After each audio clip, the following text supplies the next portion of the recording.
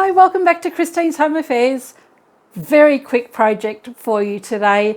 I've had a couple of people request a peg bag holder, and I've also had some people request a clothes hanger cover. So this video is going to be for both. We're going to do a peg bag and a coat hanger cover all in one. So you can use this as a clothes peg holder, and you can also have this as a covered coat hanger with a secret compartment at the back where you can put your jewels or your cash or anything else that you might want to hide. So the aim with this video is to show you how you can actually draft your own pattern without having to worry about any preset sizes. We all have different shaped and sized clothes hangers.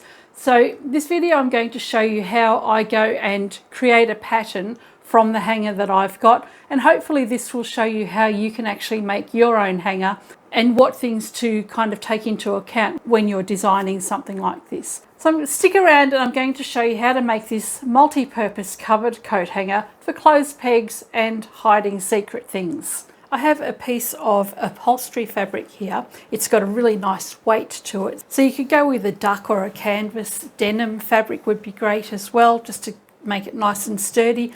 That way we don't have to line it and we don't have to stabilize it. And it'll hold up in the weather as well if you're going to use this outside. The length of the fabric that you want needs to be at least 42 to 44 inches long. And that's just the width of your regular bolt of fabric. So if you're buying regular dress material or quilting fabric, use the width of that. And then of course we need at least the width of your hanger that you're going to use. You'll need to add an extra inch for seam allowance. I'm going to draw straight onto the back of my fabric, and it doesn't matter what hanger you use, whether you've just got a plain wooden hanger that's just got one rail at the top, or you use something felted like this, or a wire hanger. I'm going to show you how to make this pattern for the hanger that you have yourself. So I'm going to use this one as my template today. So leave enough room so that you've got a seam allowance at the top and at the side. I'm going to trace the shape of the clothes hanger until it becomes a straight edge at the bottom here. We're just looking for a rough shape here. There's the neck of the hanger, and then we've got the curve here, and it starts to straighten out along here. We need to add seam allowance to this. So I'm going to add about a 1/2 inch seam allowance, and you just want to trace the outline of your hanger. Then we can create a straight line coming down. So I've got a straight line coming down here, and I want a straight line coming down on this side as well. But we want to make sure that the fabric is nice and square. So I'm going to use this straight line as my guide. And for me, that's 17¼ inches from the outside edge. So I'm going to line up this line on the 17¼ inch mark and continue this straight line down. It's going to give me good straight sides. Now take your piece of fabric and bring the other end up. So we want to fold it together, right sides together, and then we'll pin it. And the other thing I'm going to do is put an outline for the bottom of my hanger. If you don't have a bottom, it's all good because we don't actually need it. I'm using the outline of this bottom rail of the hanger because when I'm putting my pegs in, I don't want my hand to get caught in this. So with the outline of the hanger marked there, I'm going to mark 1.5 inches down. What we need on this is the back to be one whole piece and the front is going to be in 2 pieces. The front top section is going to finish here, and the bottom section will finish with just a little bit of an overlap so that we can put our hand in and reach in for our pegs or our jewels. We also need to add a hem allowance here as well. So I'm going to add a 1.5 inch hem allowance, and that's going to give me a fold over of 1/2 inch plus 1 inch. So this will be our cutting line here. The dotted line will be the first fold, and then that fold will actually be folded to this line here, and that will be the finished height of the top of our bag. We want to have another hem allowance of the same amount. So this is how you go about working out what you actually need. So this is going to be the next hem allowance, and it'll all make sense shortly as well. So we're going to cut through here This will be folded and folded again, and then we'll have 2 hems in this section here, one for the top and one for the bottom piece. The reason we're doing all of this is because we need to work out how deep we want our bag. Now the depth of the bag, I would like it to be about 10 inches longer than this lower rail here. So the finished depth of the bag, I would like it to be about 10 inches longer. So from there to there, that's my desired bag length. But keep in mind, I've got two hem allowances here. So it's all well and good to go and cut this fabric across here, but then we're going to lose fabric in our hem. So far we've made an allowance for the top hem at the front and the bottom hem at the front. And we still need to make an allowance for an overlap, because you don't want the 2 sleeves to just sit next to each other. You want them to overlap a little bit. So I'm going to add another inch to that. And it doesn't matter that I'm drawing on this. This is a fade out pen and it's the inside of the fabric. Nobody's ever going to see it. So that's the extra allowance just for the opening at the front of the bag. So basically I've got 1.5 inches here, 1.5 inches here, and an inch there. So there's 4 inches overall extra fabric here that I need to be able to make this bag. And remember I said I wanted a 10-inch overall pocket. So because I've taken out 4 inches here, I need to add 4 inches to the bottom of the bag. So if I show you how this looks, I'll take this fold here and I'll put that back up there. And assuming we have our pocket here, we're going to have 10 inches from there to there. Okay? So hopefully that makes a little bit more sense to you. That will mean that you can put the back and front together and everything will line up perfectly. Because we need an extra 4 inches in the front section here, our 10 inches has now become 14 inches. That's for the front. For the back, we only need 10 inches. We can go and cut this out now, and I'm going to cut the bottom straight across, and then I'll cut straight up the sides, and then I can cut the curve.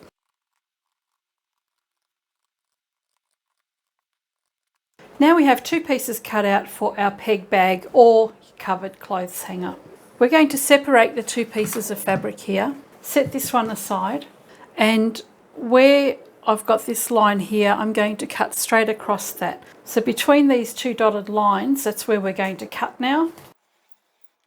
And what we want to do here is fold this 1/2 inch down, and you can clip or pin it in place. Once you've done that, then we'll fold that again at 1 inch and pin that in place as well. Okay, I've got the bottom section of our bag folded. I've got a 1/2 inch fold and then I've got a 1 inch fold. So that one's pinned down, it's ready to stitch. All we're going to do is stitch straight along this edge here, and because I like things to sit nice and flat, I'm going to go and stitch just along the top edge as well. With the top section of our hanger, we're going to do the same thing. We've got a 1/2 inch fold and then we need to fold that up 1 inch. So we've got a 1/2 inch there and then we'll have an inch. To make things a little bit quicker, rather than having to use your seam gauge and measuring, this fold line here, this line that we've got, just make a line. It's just a guideline. Mark a line at 1 inch there. And what will happen is that rather than you having to get your seam gauge and measure every single section, you can fold this up. Then you can fold your fabric up 1 inch, which will bring you to that guideline.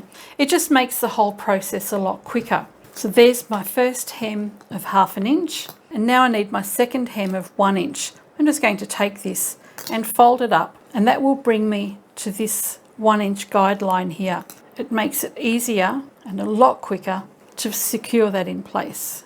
Okay, so that's been folded over twice as well. We're going to stitch right along that edge and along this edge as well.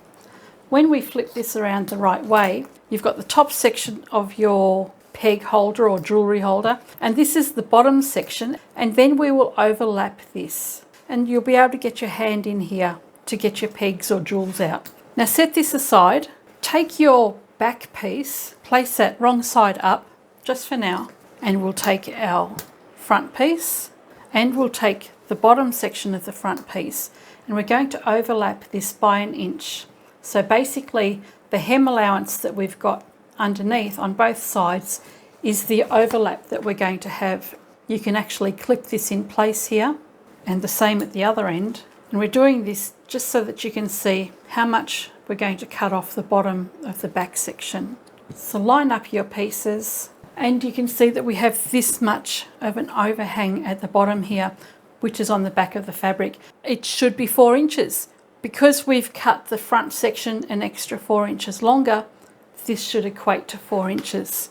We just need to trim the back section down by 4 inches. Now you could have gone and done this to begin with. Because I'm showing you how to actually work out the measurements yourself, I've just left it really simple. So all we need to do now is cut off this little piece at the back there by 4 inches.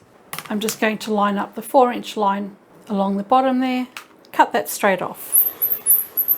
So this is the finished size of our bag, less any seam allowances. So if we place that wrong side up, grab the 2 pieces for the front, place that over the top, you can see that lines up with the back.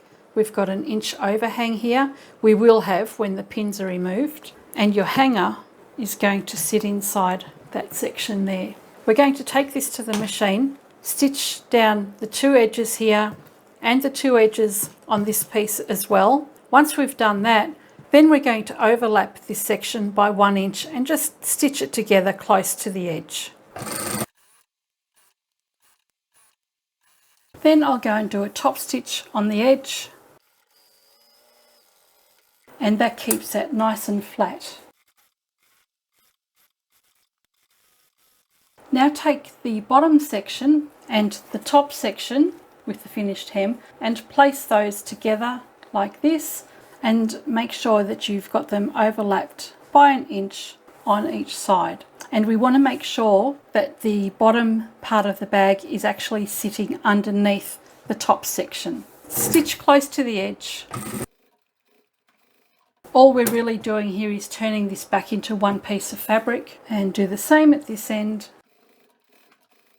And then we've closed that section up. Now I don't want my bag to open up all the way. It'll just be a little bit too floppy. What you can do is just measure in a couple of inches on each side and then just stitch around here and secure that. So you can do that by eye, or you can measure that. So I've come in 2 inches, I'll come down and come back again. That's nice and secure at this end, and on this side I'll do the same. So there's the front of our bag finished. Take the back section and place the front over the top, so put them right sides together, line everything up. So I've got everything pinned in place here, and we've got our opening for the bag just there. When you get to the top section where the hanger pokes out, we want to leave this open. So just backstitch here, finish your work, and then start again on the other side of the opening.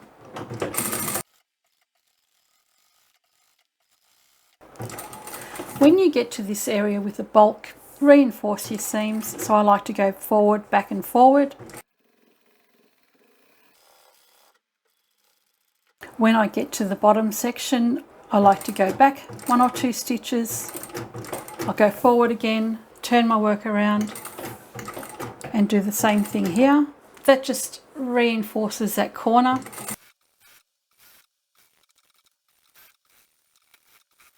And that's our bag closed. We just want to trim the corner here so that we can turn that through nicely, and then the curved edges we want to clip into the seam there. So at the curve, just clip. You don't want to cut through the stitching line. Once your edges have been clipped, turn everything the right way around, poke out your corners, even it all out, and then we can top stitch. When you've turned this the right way around, what you can do to help you manipulate the fabric so that the edges sit nicely is just take your fabric and just roll it. And you can see that the seam will go right to the very edge. Just roll it You can do that with thicker fabric because it's easier to manipulate. When you've got quilting cotton, it's a little bit difficult unless you've got moisture on your fingers. Just roll that along. We've got our opening at the top here. We can hand stitch that closed or just tack it closed with your sewing machine later. We don't want to stitch it closed, but we can stitch the individual layers separately. Once you've got that all prepared and your corners out properly, once you've got all your seams ready for top stitching, we're going to start just here at the opening with a top stitch here, go all the way around, back to the beginning and leave this opening. So we'll start here and finish there, and we'll have that opening there. The hanger will go through. You can stitch this by hand. You can probably just leave it because I think it'll sit nicely. If you want to, you can put each individual layer under the machine and stitch the individual layers separately.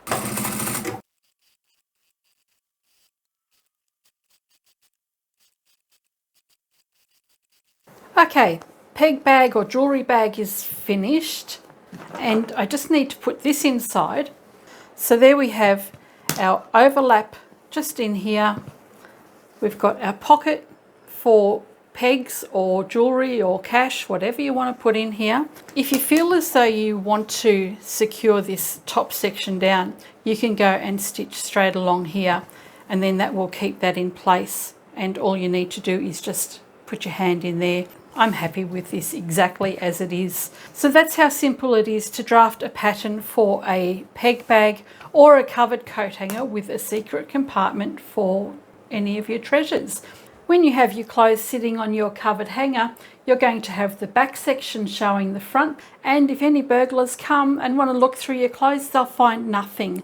But if you look in the back there, open it up, and out come my crown jewels or a set of beads. But you can store your favourite piece of jewellery to go with your garment, as simply as that. And of course, if you want to use this outside for your clothes, pop all your clothes pegs in here and you can easily grab them out like that. These are not clothes pegs. At any time, if you want to, you can go and put some Velcro on here just to keep it closed. Put some snaps, magnetic snaps or press studs, anything you like to keep this section closed. Well, you don't need to use that when you're using it as a peg holder, but you might like to do that if you have valuables in there that you want to keep hidden away and have it sitting flat. Okay, so that was a really simple little project, wasn't it? Just a covered coat hanger with a compartment in the back there where you can put your jewels for safekeeping. So I don't think any burglars are going to be looking inside your clothes in a hurry.